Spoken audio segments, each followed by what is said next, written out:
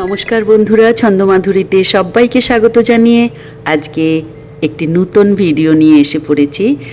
আজকে আমি দেখতেই পাচ্ছ এটা একটা অ্যাকোয়ারিয়াম সম্বন্ধে কিছু বলবো। আর অ্যাকোয়ারিয়াম কিভাবে, প্লান্টেড অ্যাকোয়ারিয়াম কিভাবে বানাতে হয় তাই আমি দেখাবো।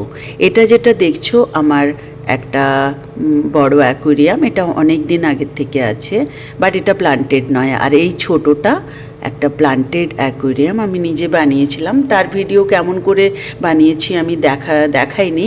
তো এটা ভীষণ ক্রাউডেড হয়ে গেছে, আর এটা চেঞ্জ করব বলেই অনেক দিন ধরে এটাকে আর আমি পরিষ্কার করিনি।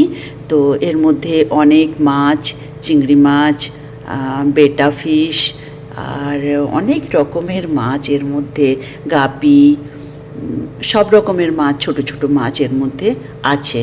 তো আমার ভীষণ এইসব নিয়ে একটু বেশি ইন্টারেস্ট। তো আমি তাই জন্য ভাবলাম এটা এত ক্রাউডেড হয়ে গেছে, তো এটাকে আমি চেঞ্জ করে একটা কেননা বড় অ্যাকোয়ারিয়াম বানাই আর দেখাই তোমাদের কিভাবে অ্যাকোয়ারিয়াম বানাতে হয়, প্লান্টেড অ্যাকোয়ারিয়াম কিভাবে বানাতে হয়। এই দেখো, একটা অ্যাকোয়ারিয়ামের নিউ ট্যাঙ্ক আমি নিয়ে এসেছি, আর এটার পেছনে সিনারি আছে। আমার একটু দেখতে ভালো লাগবে বলে আমি এই সিনারিওয়ালা অ্যাকোয়ারিয়াম চুজ করেছি। এটাকে আমি বসিয়েছি ঠিক দরজার, আমরা বাড়ির থেকে বেরোতে হলে রাইট সাইডে। লোকে বলে বা বাস্তুশাস্ত্র অনুযায়ী বলা হয় রাইট সাইডে জলের কিছু মানে কলস বা জলের কিছু রাখলে সেটা নাকি বাস্তুর জন্য, ঘরের জন্য এটা ভালো হয়।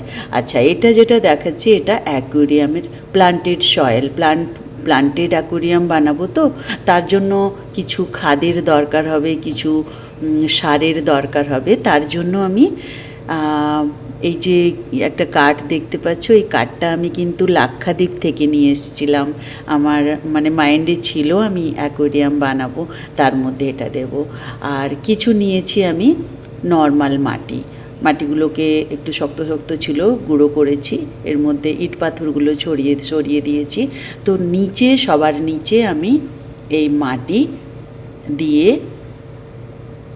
পুরো অ্যাকোয়ারিয়ামের ট্যাঙ্কটার নিচটা 4 আঙ্গুল মতো করে আমি বিছিয়ে দিলাম ভালো করে।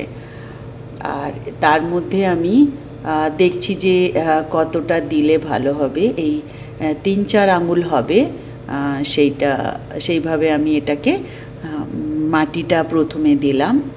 তারপর এই যে আমার কাছে যা অ্যাসেসরিজ আছে ওর মধ্যে লাগাবো বলে, সব থেকে আগে তো আমার এই কাঠের লগটা যেটা আছে এটা আমি এখানে দেব।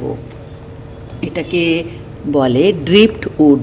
এটা জলের পিএইচকে ঠিক করার জন্য, যেটা আমরা জলের মধ্যে দিয়ে, আমার বড় অ্যাকোয়ারিয়ামতেও অনেকগুলো আছে। তো এটাকে আমি কিভাবে রাখবো সেটা বুঝতে পারছি না, পরে এটাকে আমি আবার রাখবো অন্যভাবে। তো আমি এবার এই সয়েলটা, অ্যাকোয়ারিয়াম সয়েলটা এর মধ্যে দেব। অ্যাকোয়ারিয়াম সয়েলটা গাছগুলোকে যেমন ভালো পুষ্টি দেবে, আর এর মধ্যে ওই যে চিংড়ি মাছ, প্রন যেগুলো, সেগুলো এই সয়েলের জন্য ভালো হয়। আমার এই ট্যাঙ্কটার জন্য এই যে একটা 1 কিলোর প্যাকেট আছে, তার অলমোস্ট আমি হাফের বেশি আমি এর মধ্যে দিচ্ছি। হাফের বেশি দিয়ে পুরো ইভেনলি এগুলোকে স্প্রেড করে দিলাম আমি।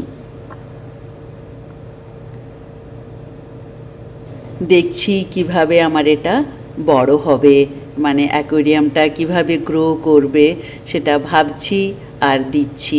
ভালো লাগে যখন নিজে কিছু বানাই আর সেটার প্রোগ্রেস খুব ভালো হয়। এখনও বুঝতে পারছি না আমি এটা যে প্লান্টগুলো লাগাবো সেগুলো বাঁচবে কি না, আর মাছগুলো যখন এর মধ্যে দেব সেগুলো ঠিক থাকবে কি না, এগুলোই আমি এখন ভেবে চলছি। তো এর মধ্যে আরও কিছু আমার কাছে অ্যাসেসরিজ, মানে এই যে একটা আমার এটা পুরনো ছিল, তো আমি ভাবলাম এটা বাইরে পড়ে পড়ে নষ্ট হচ্ছে, নোংরা হচ্ছে, তো এর মধ্যেই দিয়ে দিই বলে আমি এর মধ্যেই এটাকে প্লেস করে দিলাম। আরও আমার কাছে অনেক কিছু আছে যেগুলো অ্যাকুয়ারিয়াম সাজানোর জন্য মানে আমি রেখেছি, সেই জিনিসগুলো আমি ধীরে ধীরে এর মধ্যে রাখবো। তো এরপরে আমি এই যে অ্যাকুয়ারিয়ামের মধ্যে কড়ি নিয়ে এলাম কিছু। এই যে কড়ি আছে, কড়িগুলো আমি একদম সাইড সাইড করে, কড়িগুলো আমার অনেক দিন আগেকার, এগুলো ছিল এমনি একটা বাটির মধ্যেই রেখে সাজিয়ে রেখেছিলাম। ভাবলাম কেন না এগুলো আমি এই অ্যাকুয়ারিয়ামের মধ্যেই আমি দিয়ে দিই। তো অ্যাকুয়ারিয়ামের মধ্যে এই কড়িগুলো ভালো করে আমি চারদিকে দিয়ে দিলাম, পেছনের পাশটায় দিলাম না, তো সামনে এই করে দিয়ে দিলাম। এবারে জল ঢালার পালা। জলটা যে ঢালবো আমি এর মধ্যে তো ঢালতে পারবো না, একটা কিছু রেখে তার ওপর জলটা দেবো, যাতে এই যে নিচে সাবস্ট্রেটগুলো আছে এগুলো যাতে না কি বলবো, যাতে না কোনো রকমের এদিক ওদিক হয়ে যায়। তো তাই জন্য খুব স্লোলি ধীরে ধীরে জলটা এখানে ঢালতে হবে, তাই সেইভাবে আমি জল ঢেলে যাচ্ছি। জলটা আমি ওপর অবধি ঢালবো, মানে ওপরে একটুখানি থাকবে ততটা অবধি জল ঢাল।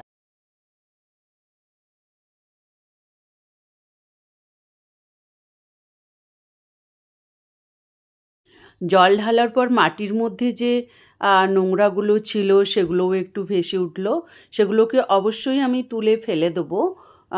এই জল ঢালার পর জলটা একটু ঘোলা লাগলো, তো 1-2 দিনের পর আমি কি করলাম, গাছ এর মধ্যে দিলাম, যে হেলদি গাছগুলো আমার পুরনো অ্যাকুয়ারিয়ামে ছিল সেই হেলদি গাছগুলো দিলাম। তারপর এই যে একটা